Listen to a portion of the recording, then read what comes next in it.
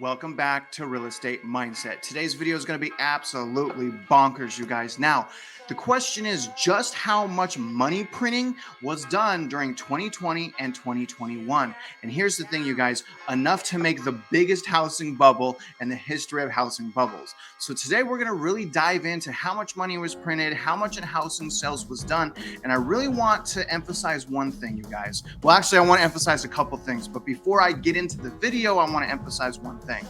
I understand 2008 and 2022 is a different housing market. I understand that in 2008, there was a lot of lending standards that basically anyone could get a loan, right? So they're very, very loose money lending standards. Fast forward to today, we have much tighter standards, and everyone knows that's the result of the Dodd-Frank Wall Street Reform Act and basically them making qualified mortgages and the conditions for a mortgage to qualify under those terms as qualified mortgage. So I understand the difference very clearly. And also, I was a residential mortgage loan officer in both of those markets. But here's the thing, you guys. In 2008, you guys could agree with me that money was easy to get, right? So 2008, money was easy to get. Now, fast forward to 2020 and 2021. Wasn't money easy to get in the form of stimulus, especially if you had children? But not only that, you guys, remember this, the PPP, right? And I'm not talking about prepayment penalty. I'm talking about payroll protection program loans. So essentially, if you were a small business, if you can show losses due to COVID, you essentially got free money. So there was a ton of free money that was kicked into 2020 and 2021. And what I am saying is that is as a result of all that free money, we're in a worse situation than we were actually in 2008. But that's a video for another time. I want you guys to stick on my channel. I'm in the process of making a video right now where we're actually really comparing 2008 in 2022 as far as the size of the housing bubble, how much equity growth in both housing markets and things of that nature. So I want you guys to tune in for that video. That will probably be done this week. I'm really excited about that one because I'm pouring my heart and my soul into it. But obviously, that's not what the video is about today. Today, we jump into a video by CoreLogic titled 2021, a record-breaking year for real estate transactions. And you guys, I love how it emphasized transactions and not actually necessarily a dollar amount because of inflation. So this should be a fair comparison. But remember again, 2002, 2008, easy money. 2020, 2021, free money. Do you see the problem, right? You see the problem? But again, you guys, I'm not a financial advisor. I'm just a YouTube real estate guy. I love real estate. I do real estate, my profession. If you guys can, please like this video, subscribe to my channel if you haven't already, and comment. Let's get started on this video by CoreLogic right now. Hello, I'm Tom Malone. I'm an economist in the office of the chief economist at CoreLogic, and today I'm going to be talking about the total value of housing transactions last year. In 2021, people spent more money on real estate than ever before.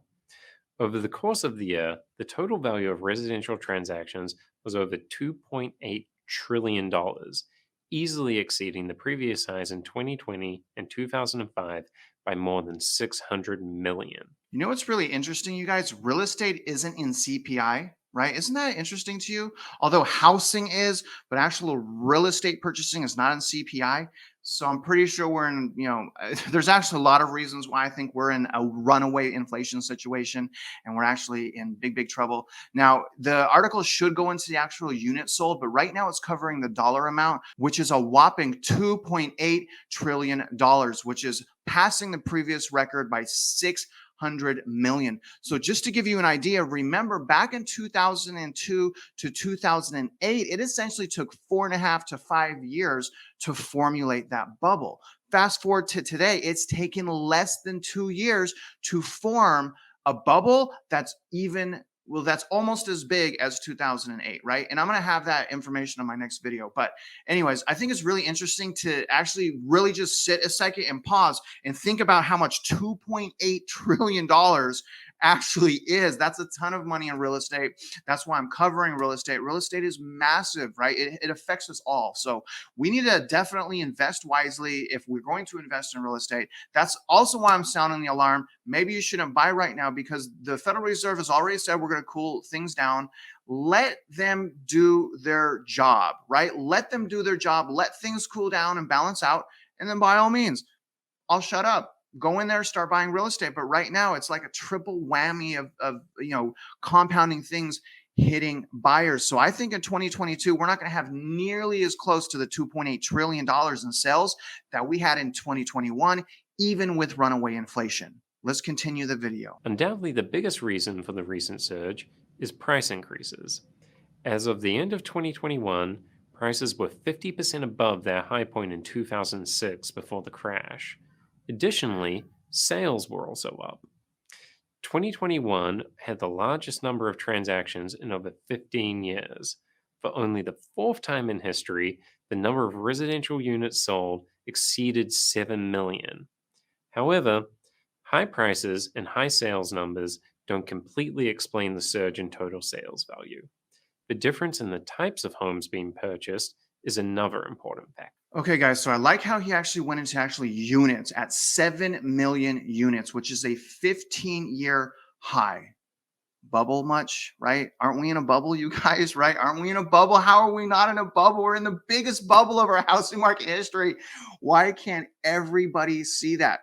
99% of the subscribers that I have and the people that comment on my channel, they understand these things. At least they're entertaining the possibility of a crash, a cool down, a bubble, right? There are still some people, and I believe a lot of them are, in the industry, in the real estate industry, and they maybe their opinions are a little bit jaded for financial reasons, but there are some people that say real estate cannot go down, right? That the problem's only going to get worse, that you must buy right now. But the history, going back the entire history of the housing market, that says otherwise. But I think it's very, very intriguing to kind of just look at to 2021, because 2021 is the year where, it really, really, really got out of control. I believe in 2021, if the Federal Reserve would have taken the measures they're taking in 2022, we wouldn't have this whiplash, right? We have whiplash. We're going from super low interest rates, easy money, to essentially overnight much more expensive money, much more tightening, much more difficult to get to qualify for because of debt to income ratio. So it's a really big whiplash type of situation. And again, that's why I'm saying in 2021, that should have been the year where we cooled it down, right? The Federal Reserve. But what do I know? I'm just a YouTuber. Let's continue on with this video right now. Compared to today, in the 2000s, sales were smaller units in lower priced areas, reflecting the prevalence of subprime mortgages at the time. Since 2020, however, sales have moved to more expensive and spacious homes that can facilitate home office work. The average square footage of a home purchased in 2005 was 1,750 square feet, 90 square feet smaller than in 2021.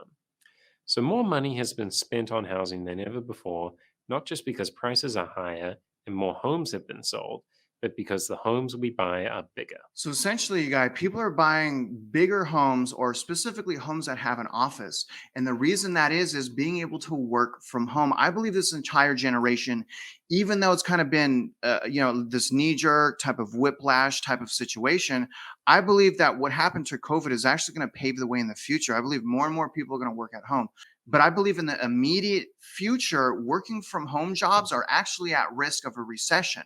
I want you guys to comment below. What do you think is going to happen for all of the tech jobs and those work from home jobs if we hit a recession, right? Even though I'm saying I believe that trend is going to is going to continue. But in the near future, I believe a recession actually will put a lot of those homeowners that are working from home that bought those houses and that migrated to other states. I believe those people could be in serious danger, especially in tech jobs. But it's really intriguing to note how much migration, as far as being able to work from home and moving somewhere else that's not close to the headquarters of your employer. It's very intriguing. It's changed the entire landscape. It's not necessarily less effective. I think actually it can be more effective for the right people. I believe, though, you have to be the right person that is able to work from home. But it's very intriguing, you guys. And I hope that a recession doesn't really, really hurt a lot of those people. But let's continue on with this video right now. Total value of transactions in 2022 exceed 2021. Strong price increases in January and February suggest that this is possible, but overall, it seems unlikely. Such high prices, combined with interest rate increases, will most likely squeeze buyers' budgets, and sales will reorient themselves to smaller units in lower priced areas. So prices and sales could remain high, but less money may be spent in total. Thanks for watching today.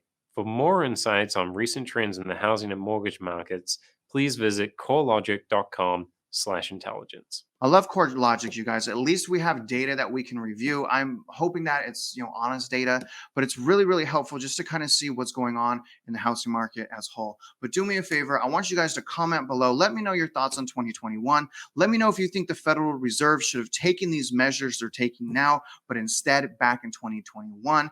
And if they did do that, do you think we're capable of a soft landing? Because what I'm telling you guys is we are not capable. We are not capable of a soft landing. Now, I understand there's geopolitical factors, monetary factors, a lot of things that people could do. However, I think those things are already done. I believe that essentially the Federal Reserve shut their foot off, right? They can't help us anymore because rates are too low. They've done all of the quantitative easing through COVID. What options do we have left? There is no options. It must crash, y'all. Do you understand that? It must crash. Why? Runaway inflation. And that's what the Federal Reserve said without saying the word crash, that they're going to fight the runaway inflation. So 2022, we're going to be paying in 2022 for 2021. Mark my words on that. But comment below, okay? I really want to know what y'all's thoughts are. Help guide my opinions as well. I'm constantly tightening up my opinions. And actually, I'm getting a lot more terrified that it's actually worse than I originally thought. So as I'm getting more and more data, I'm like, wow, this is surprising. This is worse than I thought. Things are happening a lot faster. My conclusions are still about the same, except I think that it actually may be worse and it may be faster now. But anyway, that's my opinion. I want to know your opinion. And as always, guys, I really appreciate you following along with me on my channel and my whole journey in real estate. I'm looking at houses. I'm going to try to put an offer in, take you guys through that. I want to equip you guys with a lot of different things that have to do with real estate, how to save money, down payment assistance programs. I love talking about credit. Do me a favor, comment below. Let me know if you want me to make a how credit works video.